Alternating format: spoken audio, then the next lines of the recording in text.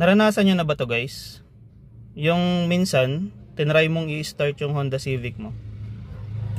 Tapos, pag on mo ng susi, parang di mo narinig yung fuel pump sa likod na nag-initialize. Then, pag tinry mo siyang i-start, ayaw niya. Pero, nakailaw naman yung check engine light. I-try natin Kabit natin yung nakakabit na pala yung susi. Try natin i-start. Up. Yan.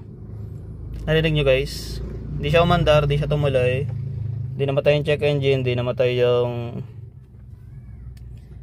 yung indicator niya sa langis. Tapos di siya nagka RPM, di nag-start yung makina. So ito nga palang ginagawa natin ngayon guys, simulated na trouble lang ito. Ibig sabihin, maaaring mangyari sa inyo, at ito ay issue na tayo rin mismo yung may gawa. So gusto ko lang i-share kasi madalas na nagiging problema ito sa mga Honda Civic na. Gusto ko lang kayong bigyan ng idea, so try natin dito. Nalabas tayo para makita natin.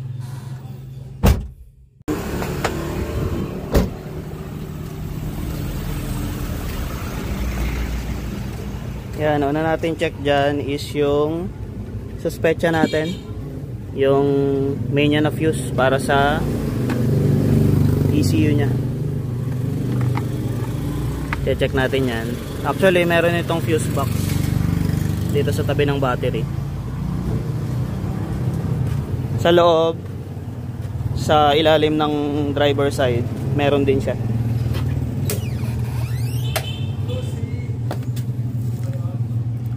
Pero syempre yung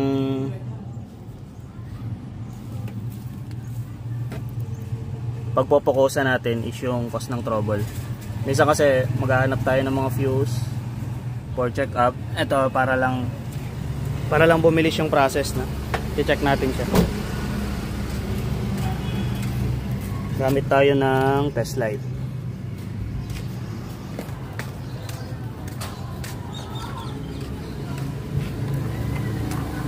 Yung main na fuse para sa EFI or para sa ECU ng mga Honda Civic ay makikita rito, yan yung pinakataas, no? Ito nakalagay 30 amperes. Sabi ko nga simulated lang na troubleshooting to. Dapat yan 15 amps yung nakalagay. Check muna natin kung buo siya.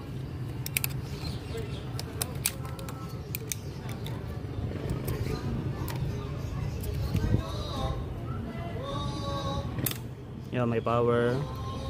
Kabila putol siya, no? So tanggalin natin yan.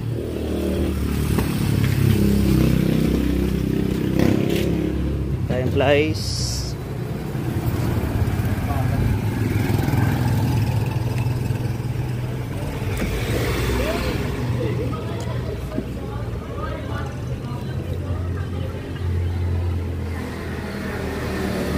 Kita natin putok yung fuse nya.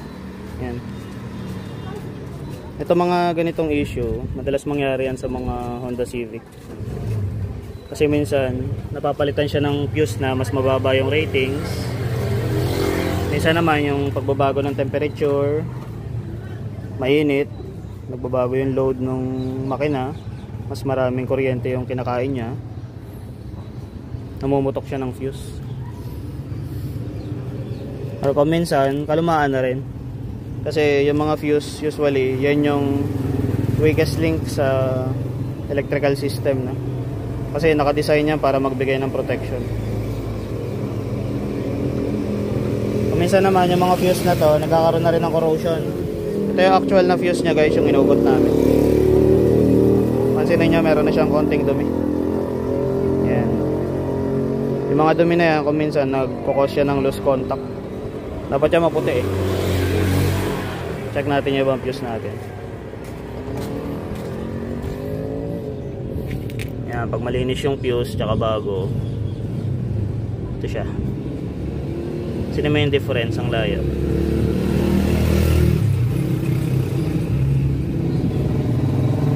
Kung minsan nagkukos ng loose contact yan. Kung di man pumutok, maganda na rin hugutin. Tapos tapos linisan bago isalpak, diba? Kaya syempre habang kinakabit mo siya, check mo na rin kung may sunog yung terminal nya. Lawan natin, yan. So yung iba kasi nasusunog na rin yung terminal nya, or kung maluwag. At pag sinalpak mo siya, mararamdaman mo medyo laban pa. Baka ganyan, nakaangat siya, no? Medyo firm pa siya. Kailangan mo pa siyang itulak talaga bago pumasok. Yan. Ibig lang sabihin nun, masikip pa siya. Hindi pa siya takaw, lost connection.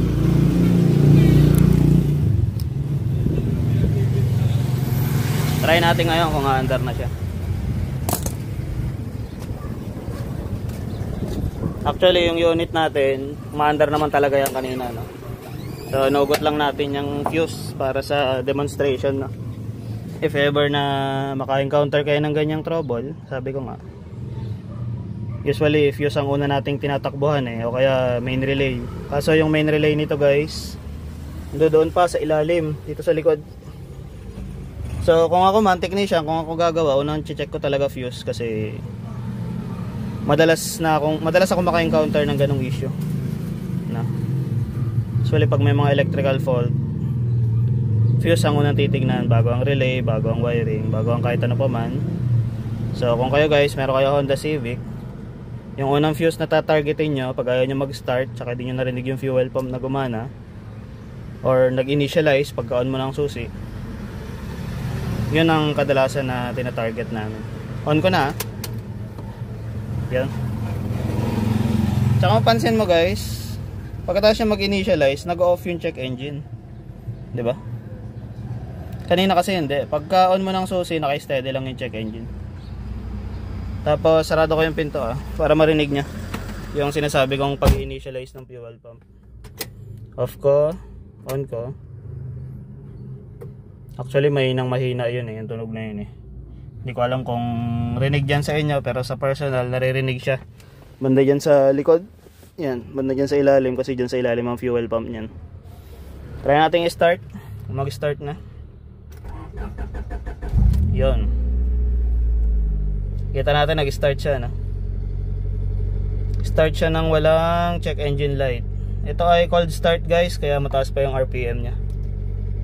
So pag uminit yung engine, medyo tumaas yung temperature, na-reach niya yung normal temperature nya, mag-start na yan.